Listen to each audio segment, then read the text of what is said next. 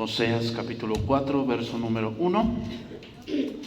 Vamos a continuar con esta serie de estos días jueves, el Dios fiel ante infieles. Este es el tema número 19. Tema número 19, este tema se titula Hacia el sacerdote. Vamos a ver ahora, hermanos, que Dios sigue ejecutando su juicio como lo hizo en el Edén. Sí, la mujer fue engañada y Satanás fue el engañador, pero el primero que Dios se dirigió fue a Adán. Y le dijo, ¿qué pasó, no? ¿Qué pasó con lo que te mandé, que tenías que guardar, que tenías que cuidar? Y pues bueno, ahí Adán se le ocurrió la brillante idea, ¿no?, de echarle la culpa a otra persona. En este caso a su esposa, le echó la culpa. Y vino una consecución de juicios de Dios. Y aquí es lo mismo. Sí, el pueblo, sí, la iglesia, hay veces hay iglesias o hay ovejas que son rebeldes, que quieren vivir su vida como ellos quieren, ¿verdad? Ellos quieren vivir su vida como ellos quieren y claramente como pastores, como dirigentes, no vamos a hacer o a obligarlos a que vivan como deben vivir o como Dios manda.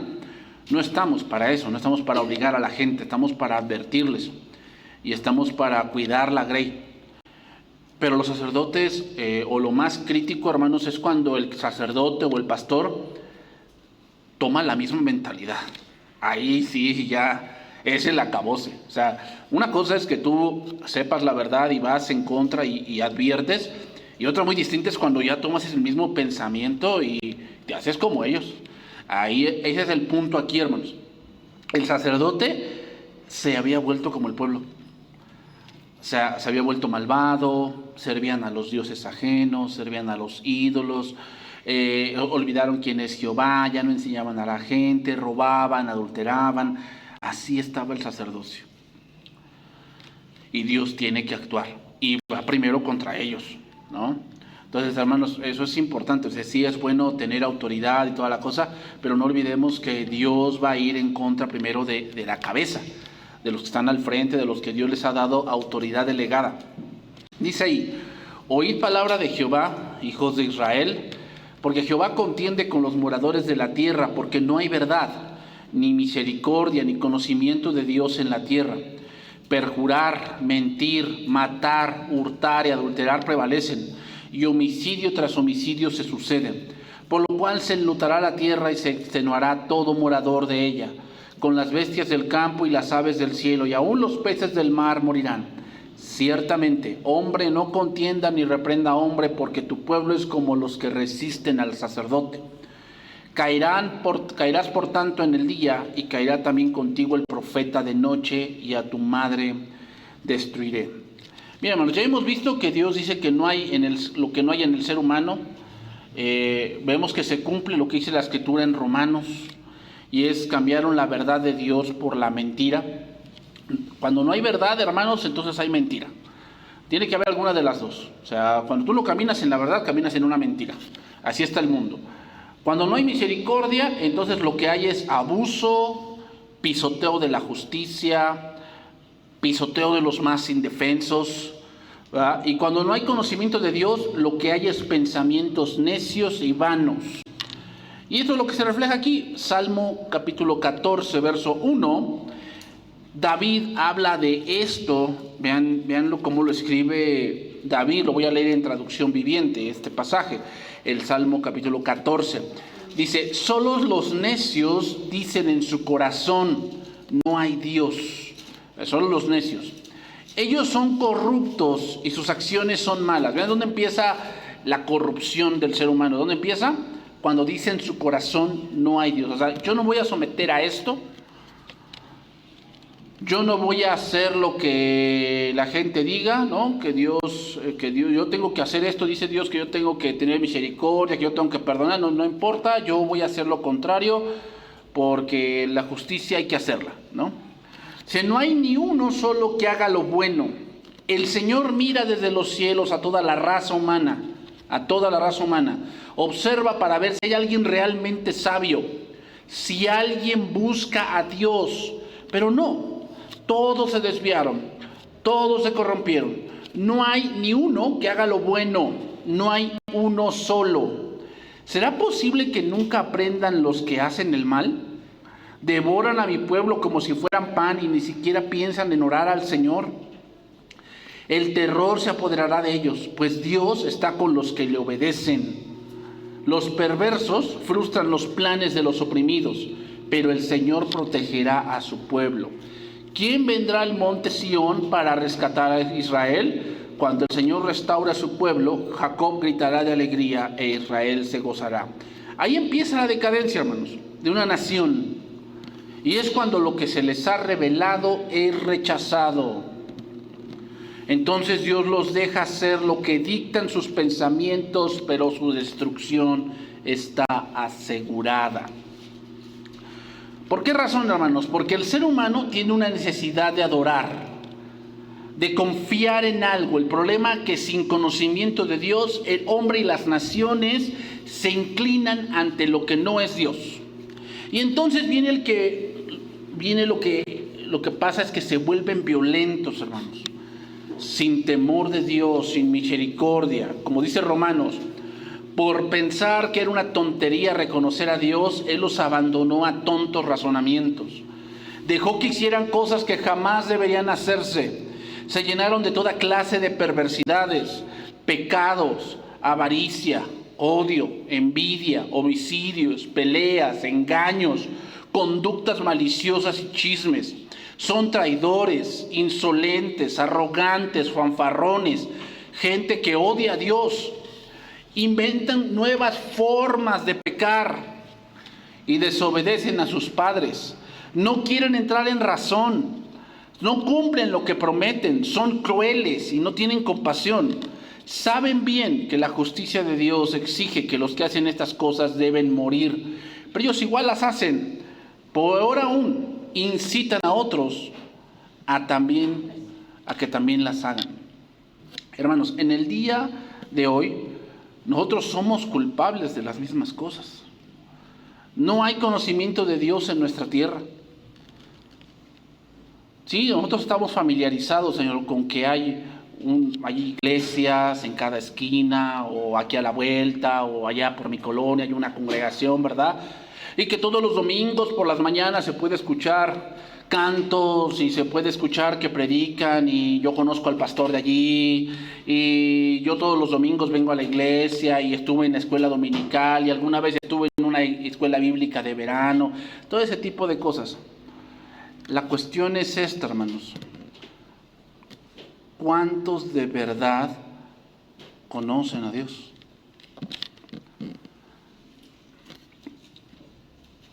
Viendo una estadística, hermanos, la mayoría de personas, o la edad en que a veces los hombres y mujeres abandonan la iglesia, es más o menos entre los 17 y los 20.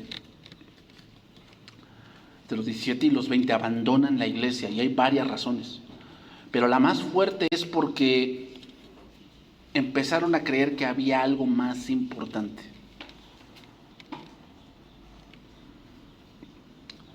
Y me puse a pensar, bueno, es obvio que hay cosas importantes afuera, ¿sí? Hay cosas importantes.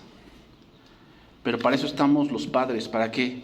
Guiarlos a que entiendan que sí hay cosas importantes, sí hay cosas que son tu vida, por lo cual tienen la mayor importancia. Hay cosas que son importantes. O sea, la mayoría de ellos dice abandonan la iglesia por la universidad. Sabemos que ya en Estados Unidos irse a la universidad es irse a vivir a esos lugares, ¿no? Irse a vivir allí, te mudas y toda la cosa, lo cual ha traído mucha desgracia a Estados Unidos. Eso no se ve tanto en América Latina, pero sí podemos ver también ese fenómeno, que jóvenes que están entrando a una profesión abandonan el estudio bíblico porque creen que eso es más importante, y no digo que no lo sea. Hermanos, no digo que no lo sea. Claro que es importante una carrera, claro que sí, que prepararse para tener tal vez un buen puesto, tener buenas herramientas para hacer ciertas actividades dentro de la sociedad. Pero nosotros como padres debemos enseñarles que eso no es lo más importante. Claro que es importante, claro que sí, pero no es lo más importante. Entonces, hermanos, hoy muy pocos en realidad han alcanzado el conocimiento de lo que Dios debería de ser en sus vidas. De lo que Dios debería de ser en sus vidas. Dios no debe de ser un tiempo más que le doy. Algo que hago cierto día de la semana. No, hermanos. Dios debe de ser nuestra vida y nuestro objetivo en cualquier decisión que tomemos. ¿Vamos a tomar un objetivo? Sí. ¿Vas a decidir esto, hijo? Sí. Lo más importante es esto.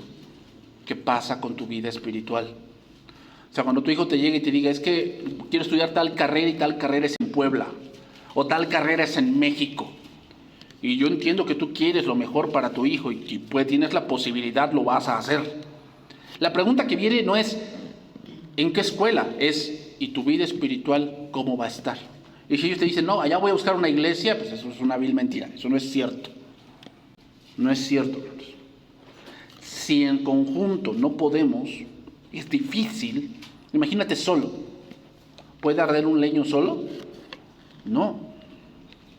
Ten en cuenta, hermanos, o sea, debemos entender que hay cosas importantes. Claro que sí hay cosas importantes y una carrera es importante. Pero no es más importante que tu vida espiritual, que de eso depende la eternidad. Y sí, va a haber momentos en los que las cosas se empiezan a cruzar, ¿no? Que hay muchos trabajos, hay mucha tarea. Sí, hermanos. Sí. Pero si tú tienes bien en claro cuál es el objetivo, las cosas no están peleadas. O sea, Dios no está peleado con que tú tengas una profesión. Dios no está peleado con eso. El problema es exactamente, hermanos, cuando no tenemos bien en claro quiénes somos. ¿Quiénes somos en Cristo? Por eso la adolescencia es lo más difícil. ¿Saben por qué? Porque la adolescencia es cuando más somos bombardeados por filosofías, pensamientos, posturas. Empiezan los jovencitos, los adolescentes a ver a otros jóvenes de su escuela, de otros lados, el cómo se comportan en su casa, el que también tal vez son cristianos y son de otra congregación, y el cómo ellos van llevando su cristianismo, y tal vez ellos ven que tú eres muy exagerado, y ellos llevan el cristianismo relax, ¿no?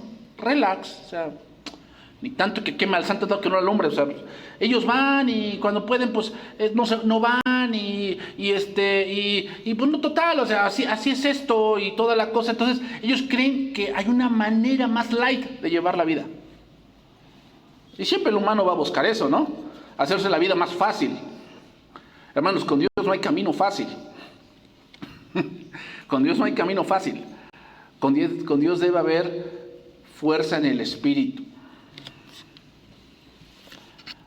Entonces, hermanos, por eso las naciones, por eso las familias hoy están como están. ¿Por qué? Se ha abandonado a Dios. Se ha abandonado a Dios definitivamente. Y vean cómo se rompe la sociedad. El versículo 2 lo pone, ¿no? De Oseas. Perjurar, mentir, vean lo que ejemplifica o lo que caracteriza a la sociedad. Perjurar, mentir, matar, hurtar, adulterar, prevalecen.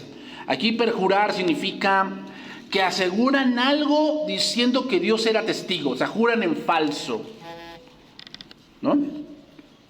Juran en falso.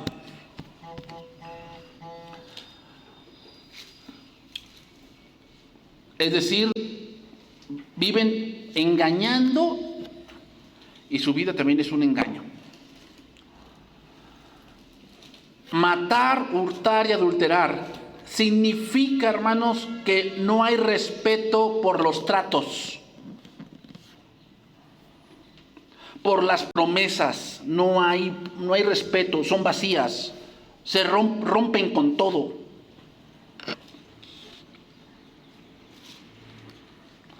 Los acuerdos, las firmas, los contratos no tienen valor. Y lo vemos el día de hoy. No vamos lejos.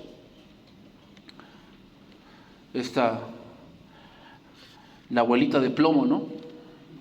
Tuvo que sacar a esa gente con plomo porque, ¿se dan cuenta? O sea, no hay respeto por los tratos. La gente va y se mete a tu casa y ahora sácame.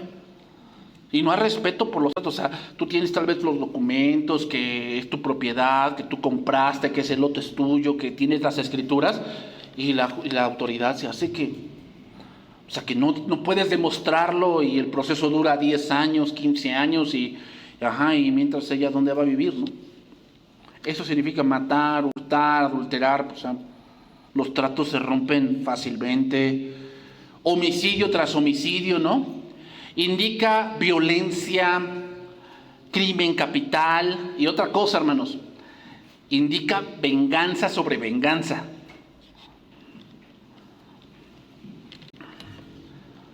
Dicen, ¿no? Si siguiéramos la ley del talión de ojo por ojo, todos estaríamos tuertos, ¿no? Porque pues si fuéramos a devolver siempre lo que me hacen, pues ojo por ojo y diente por diente, todos estaríamos tuertos o chimuelos. Eso es lo que significa. Homicidio tras homicidio significa hay derramamiento de sangre, violencia, y todo es porque fulano le mató a su hermano, ¿no? O sea, han visto ustedes, por decir, o han leído libros del narcotráfico. Es puro de que no, pues fulano traicionó a sutano y por eso lo agarraron en la cárcel y su hijo tomó el mando del cártel y él juró vengarse de aquel traidor. Y así se la traen, ¿no? Le matan a uno, le mata al otro y el otro se la regresa y anda buscando cómo vengarse. Es un cuento de nunca acabar. Hermanos, ¿qué quiere decir esto? El pecado engendra pecado. El pecado engendra pecado. Fíjate, en la depravación de Israel quebrantaba 5 de los 10 mandamientos. 5 de los 10 mandamientos. El tercero, el noveno, el sexto, el octavo y el séptimo.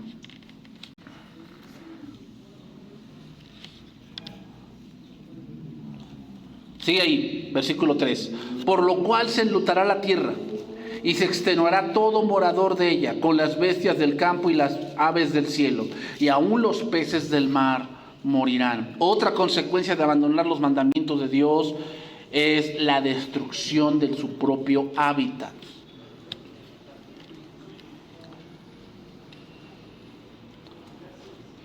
Antes, hermanos, era posible ir y bañarse a cualquier río. Yo recuerdo que todavía a mí me tocó, había un lugar aquí por San Benito llamado Palo Huérfano y salía agua, era muy fría esa agua. Y yo creo que muchos todavía de los años 90 tuvieron esa parte de ir a un río y saber que te podías bañar allí, hasta tomar agua de ahí, ¿no? Pero hoy eso es prácticamente imposible. Es prácticamente imposible. Y los lugares que existen, hermanos, como ahí en Oaxaca, Guerrero, Yucatán, son porque de verdad están súper protegidos, ¿no? Que no tires basura, que hay un cierto código de vestimenta para meterte al agua, cosas así, ¿no? Pero estamos contaminando la tierra. Y aquí tenemos que la tierra se enlutará y luego sucede algo muy interesante también. Hace algunos años había gran abundancia de comida. Los graneros estaban colmados de grano. Había abundancia de todo. Sin embargo, hoy se escucha decir que habrá falta de alimentos, que no alcanza. Vamos a ver eso mismo, donde sucedió. Génesis 3:17. Quiero tomar algunas lecciones de ese pasaje. Pero sí, hermanos, ustedes saben que cuando Estados Unidos estaba en la Segunda Guerra Mundial, hizo unas pruebas en cierto desierto que tenía. Y ustedes saben que cuando se hacen pruebas nucleares prácticamente esa tierra que era estéril por 200 años. No se puede sembrar nada, no se puede cosechar nada porque todo sale contaminado. Vean cómo el hombre ha estado contaminando los mares, ha estado contaminando la tierra, está contaminando el aire. O sea, él mismo se está autodestruyendo. Él mismo se está autodestruyendo. Dice ahí, el contexto es que el hombre pecó y Dios va a dictar sentencia contra él. Y quiero que veamos las sentencias que Dios pone para el ser humano. Dice ahí, por cuanto obedeciste a la voz de tu mujer y comiste del árbol del que yo te mandé diciendo, no comerás de él, maldita será la tierra por tu causa. O sea, esto va a traer consecuencias en tu hábitat. Va a traer consecuencias. Con dolor comerás de ella todos los días de tu vida. Aquí la palabra dolor, hermanos, viene de una palabra hebrea que significa con preocupación, con una labor ardua. Citaré otro pasaje cercano para que veamos cómo se aplica esta palabra. En Génesis 5:28 tenemos ahí el nacimiento de Noé. Dice ahí, vivió Lamec 182 años y engendró un hijo. Y llamó su nombre Noé, diciendo, este nos aliviará de nuestras obras y del trabajo de nuestras manos a causa de la tierra que Jehová maldijo. Lo voy a leer en la versión Jerusalén. Y le puso por nombre Noé, diciendo, este nos consolará de nuestros afanes y de la fatiga de nuestras manos por causa del suelo que maldijo Yahvé. Hermanos, es algo obvio, pero el pecado hace que lo que se hacía con alegría ahora se haga con fastidio. Es por eso que a veces matrimonios se casan muy alegres y tienes toda la fiesta, ¿no? Una gran pompa y toda la cosa, y puede terminar en amargura y terminar en odio, ¿no? Porque el pecado es lo que hace. El trabajo ya estaba, hermanos, el trabajo no vino por el pecado, el trabajo ya estaba. Pero el trabajo se volvió pesado y fastidioso.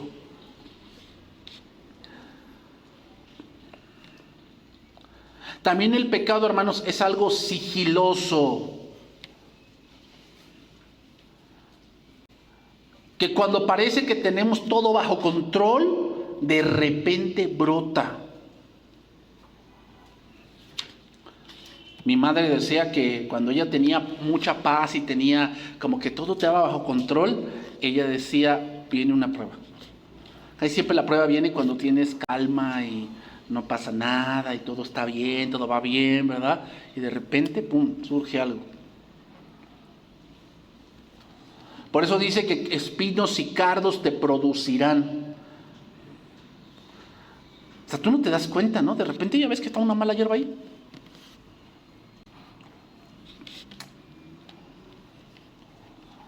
Hermanos, allá en mi casa hay una parte que tiene grava.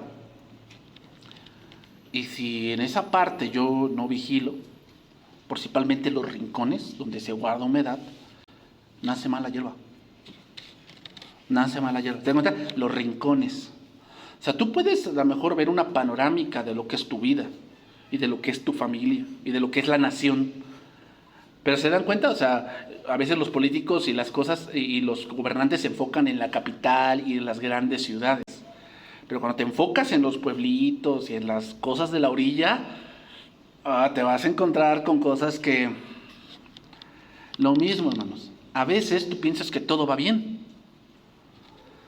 Pero el pecado es así, como sigiloso y de repente brota. A veces pasamos, el pecado es un constante trabajo, hermanos. Luchamos contra él hablando, ¿no?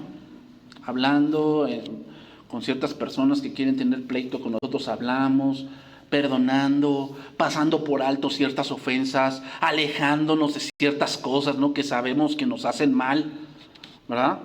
Varias cosas que Dios nos ha enseñado. Pero de repente nos encontramos luchando en otra área contra el pecado. en otra área. Adán y Eva jamás pensaron que el pecado se manifestaría en sus hijos. ¿Tú te pondrías a pensar como papá que tu hijo va a matar a su hermano? Pues no. Y por ahí brotó el pecado. El pecado es así, hermanos. O sea, ve lo que está diciendo Dios. Dios lo que está diciendo es, el pecado lo que va a hacer con tu vida es, la va a hacer más pesada. Segundo, si tú no estás atento, puede invadir áreas que tú a veces piensas que no pasa nada. Pero sí pasa. Por eso dice la palabra que hay que velar y orar. ¿Por qué, hermanos? Porque el pecado es sigiloso. Es sigiloso. Cuando yo tenía 10 años, el municipio aquí afuera puso arbolitos, esos chiquitos que eran de hojita chica. Aquí los pusieron. Ahora ya los quitaron, ya todo es cemento, pero antes sí tenían sus jardineras. Y estaban los arbolitos y empezaban a hacerles pasto. Entonces mi padre me decía, tienes que quitarles el pasto a esos arbolitos, ¿por qué? Van a ahogar el árbol. Y me acuerdo que era cada 2 semanas. Cada 2 semanas salir y arrancar el pasto. Así, hermanos, igual.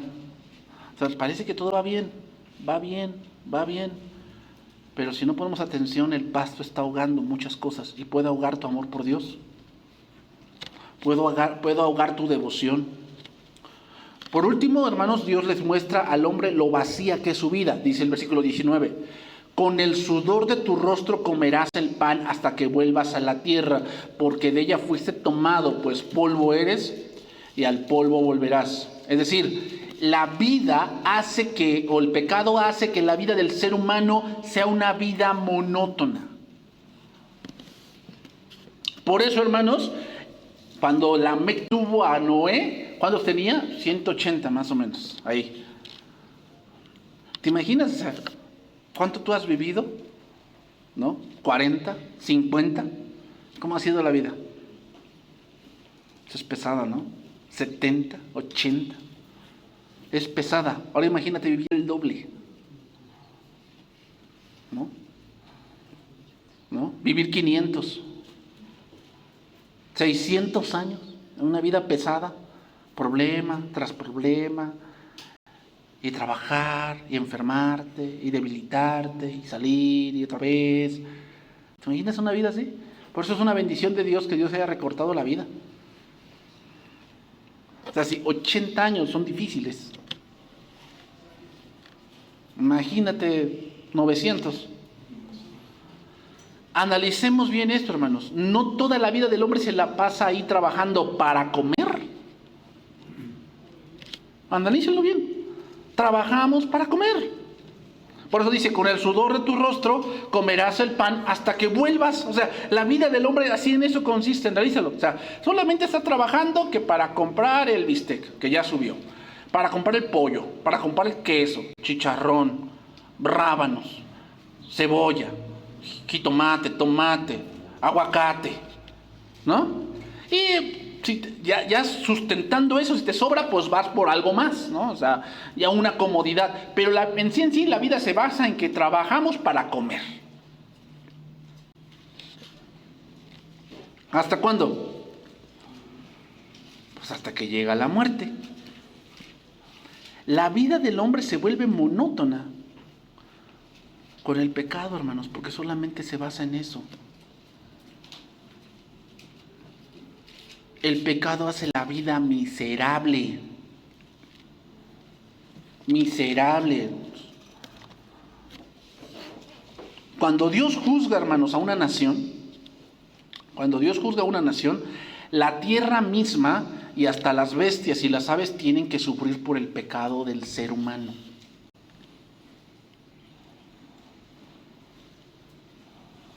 Y hoy muchos animalitos sufren a causa del pecado del hombre. Hoy que con las redes sociales, pues tú te puedes dar cuenta que no. Gatos abandonados, perros abandonados en cajas, perros ya lloviendo y están amarrados y no tienen dónde cubrirse. Porque están amarrados y no tienen dónde. Y pues se enferman, se mueren de hambre. Ahí está el hombre, matando a la creación. No les importa, implacables, calumniadores, crueles, Eso es el ser humano. ¿Y saben qué? Así era Israel. Porque cuando abunda el pecado, hermanos, te vuelves cruel, te vuelves insensible, te vuelves una persona que a fuerza se quiere salir con la suya. Oseas 4:4. Regresamos allí para analizar esos últimos dos versos. Oseas 4:4 y 5. Entonces, hermanos, esa es la razón por la cual cualquier país está como está. Y no importa la tecnología que tengan, ¿no? Por si Corea del Sur tiene el internet más rápido del mundo. Más rápido del mundo. Pero es el país con más suicidios. Japón. ¿Has visto videos de Japón? A mí me impresiona Japón.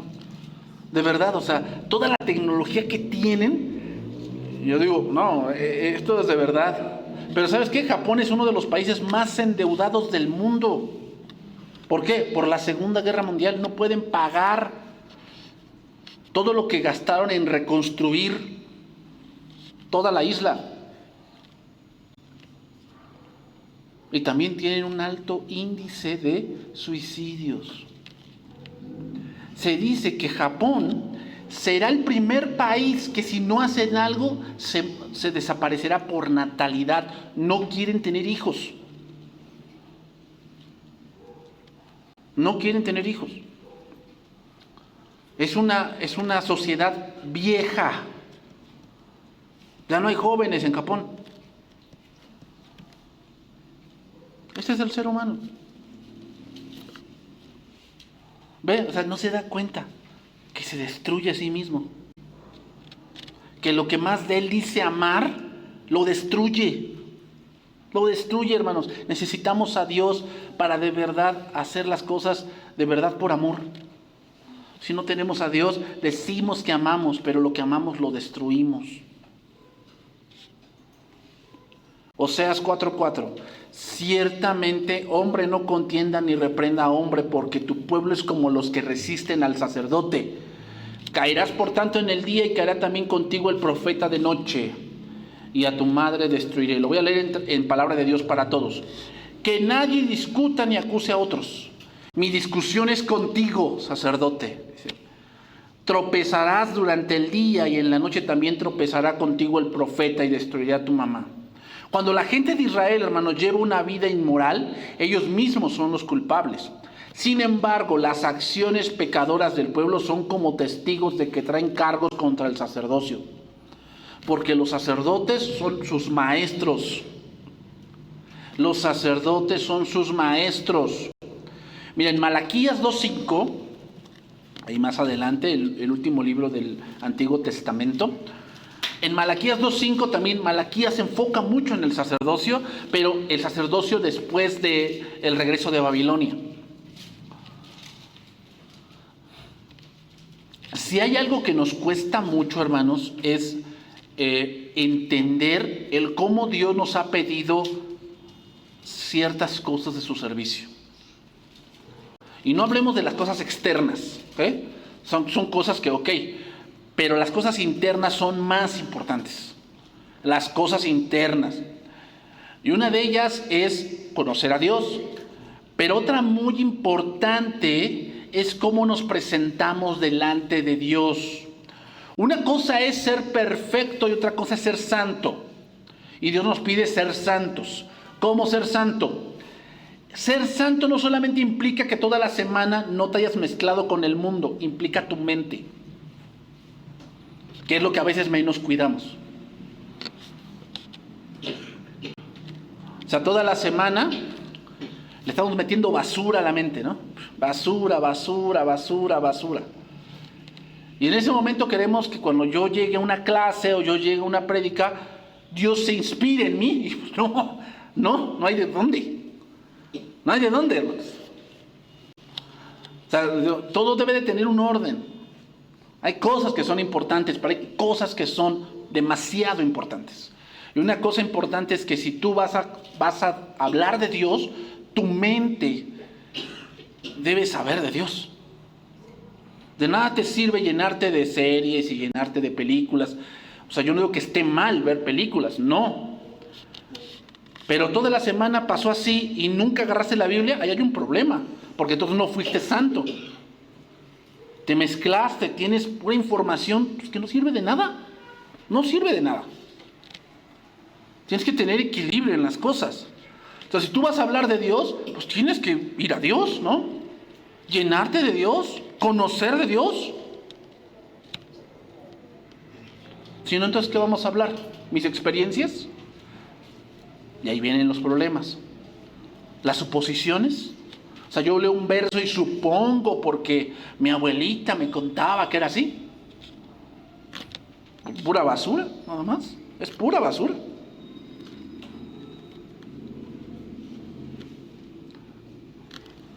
Por eso, hermanos, lo externo pues no cambia.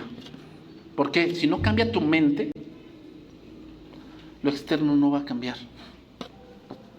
No nos sirve que te vistas como monja o te vistas como fraile. Eso no sirve. Si tu mente no se ha renovado. Dice ahí Malaquías 2:5.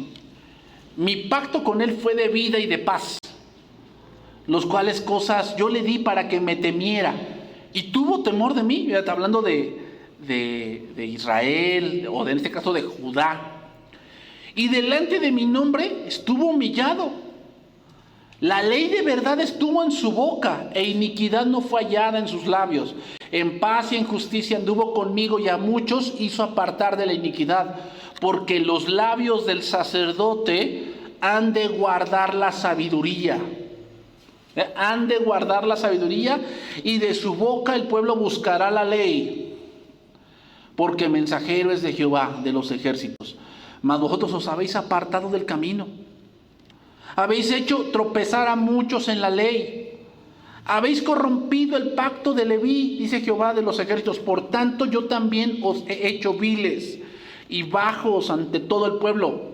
Así como vosotros no habéis guardado mis caminos, y en la ley hacéis acepción de personas. Los otros líderes espirituales, hermanos, son los profetas, que excepto los pocos verdaderos, como eran Oseas y Amós en ese tiempo, profetizaban en nombre de Baal. Tanto los sacerdotes infieles como los falsos profetas son guías ciegos que guían a otros ciegos. Hermanos, de esos abundan. En vez de mostrarle al pueblo el camino recto de Jehová, ellos tropiezan. No guían al pueblo claramente. Hermanos, una de las cosas que hoy se ha metido mucho en el cristianismo es la parte de lo que piensan que es sobrenatural. Es que hay portales. Hay portales. Es que hay vudú. O sea, ¿tú piensas que si alguien te entierra un vudú en tu casa, te puede hacer mal? O sea, por eso la pobreza te aqueja, porque hay un vudú abajo. Hay que rascar. Hay cristianos que piensan así. ¿Sabes? El pensar así, hermanos, hace pensar que hay algo más fuerte que el Espíritu de Dios. ¿Habrá algo más fuerte que Dios? Entonces, ¿por qué pensamos así? No es que si me hacen un trabajo hay que romperlo, hay que romper las cadenas. Hermanos, ese pensamiento de que es que hay gente que sale de su cuerpo y empieza a lidiar con los demonios, toda la cosa, pues a mí eso se me hace como un pensamiento de maldición, ¿no? Porque la palabra muerte, ¿qué significa? Separación. Entonces alguien cuando se separa de su cuerpo, pues va por la maldición, ¿no? Pues eso no es de Dios. ¿Cuándo creen? Pero ahí ves a los cristianos pensando que sí, que ellos tienen la facultad para liberar almas y pedir por otros, en el sentido de que Satanás los deje ir y toda la cosa. O sea, puras cosas que ni en la Biblia están. Pero ¿por qué pasa eso? Porque hay falsos profetas arriba que predican esas cosas. Porque ellos dicen que se fueron, vivieron, sintieron, vieron. ¿Y Jehová nunca les habló? Jeremías 2:1.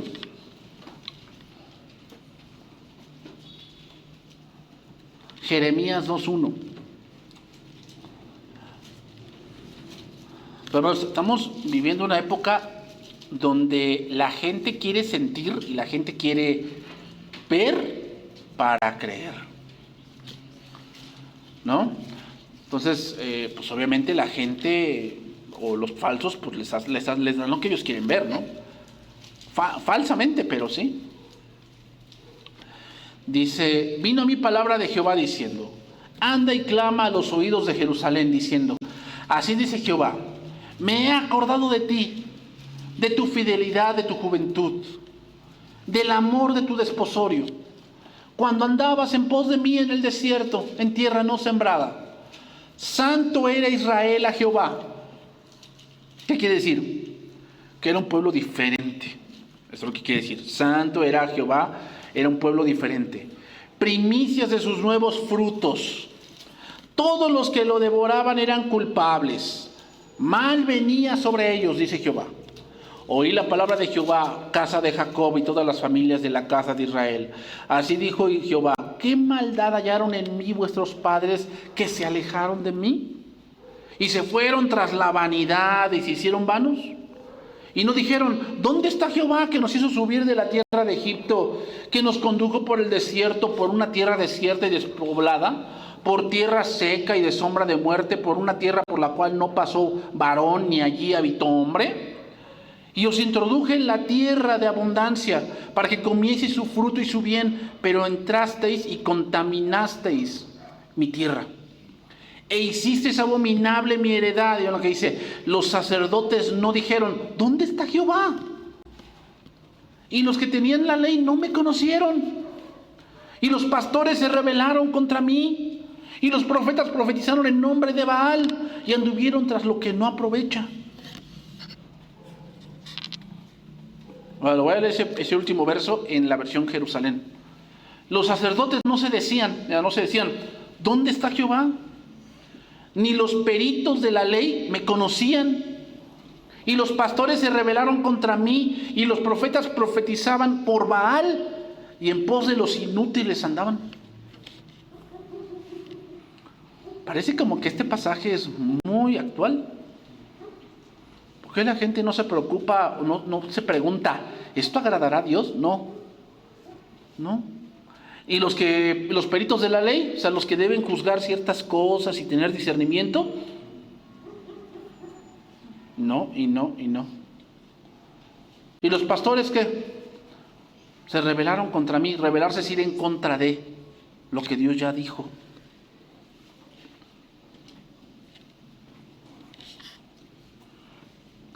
Primer libro de Reyes 13:33, para irnos por la parte final, hermanos. Primer libro de Reyes 13:33.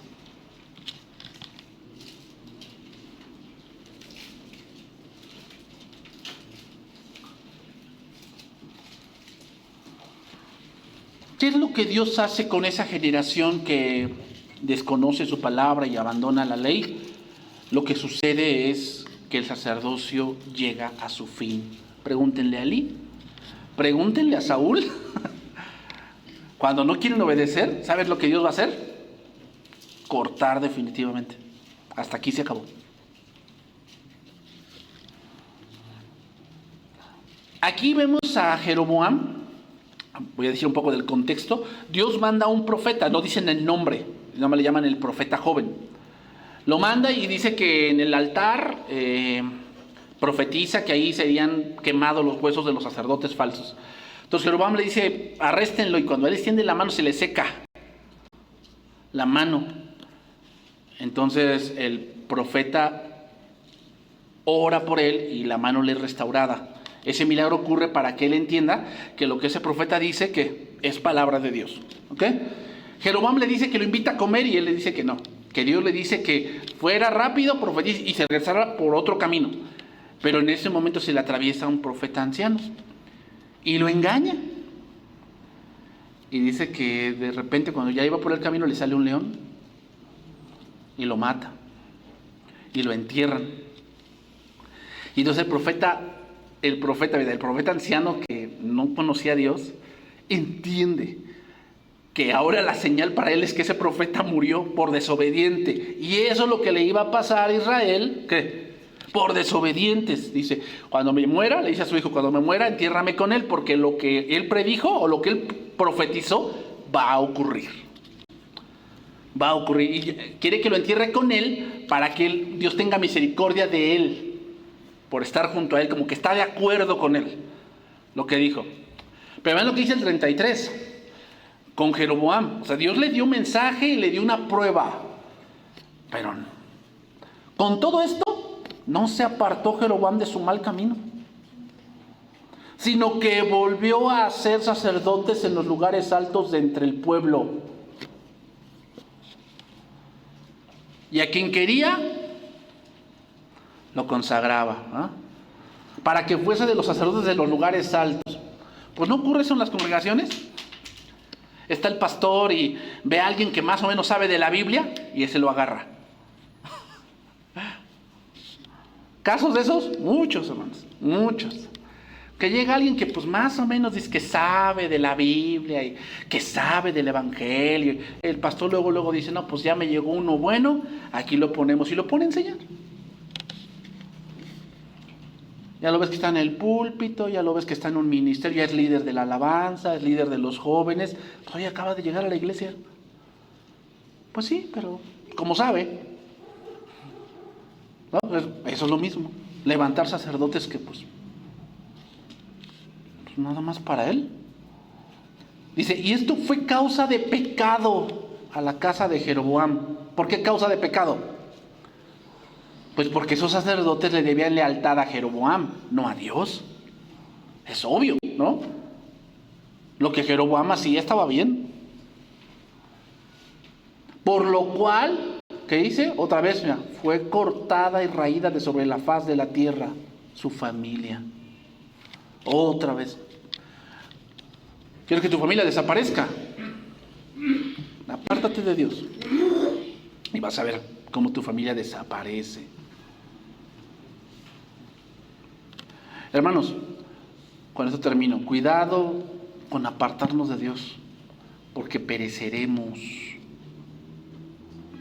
Tal vez los reyes del tiempo de Oseas continuaban con esta práctica, pero como el número de sacerdotes se multiplicaba en Israel, su gran número solamente significaba un aumento en la idolatría y en la inmoralidad. En vez de servirle a Dios, los líderes espirituales servían a Baal, al disfrutar de las porciones de las ofrendas que la gente llevaba a los santuarios dedicados a los becerros, los lugares altos. Los sacerdotes estaban alimentando la idolatría impía de Israel y la saboreaban.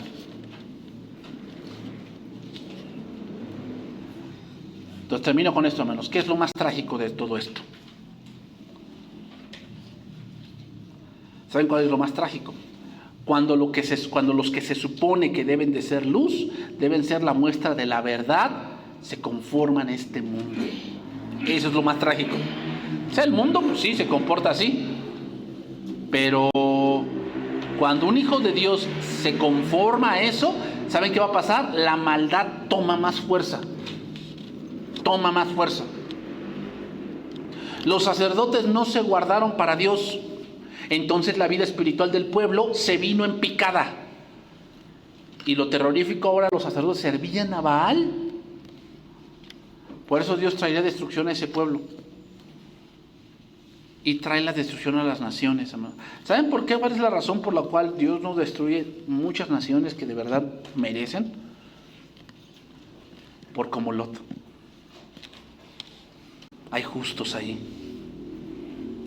O sea, ¿por qué Dios no destruye estas naciones como, no sé, China, Corea del Norte,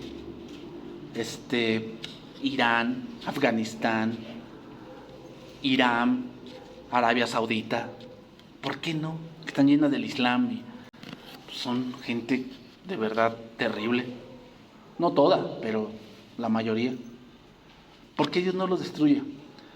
Porque la verdad, hermanos, en esos lugares que más hay persecución es donde más el cristianismo está. es más. Entonces, hermanos, no nos apartemos, no nos apartemos. Dios es nuestra vida. Hay cosas importantes, sí, hay cosas importantes que debemos ver. Pero nada hay más importante que tu relación con Dios. No hay nada más importante que eso. Vamos a orar y vamos a terminar.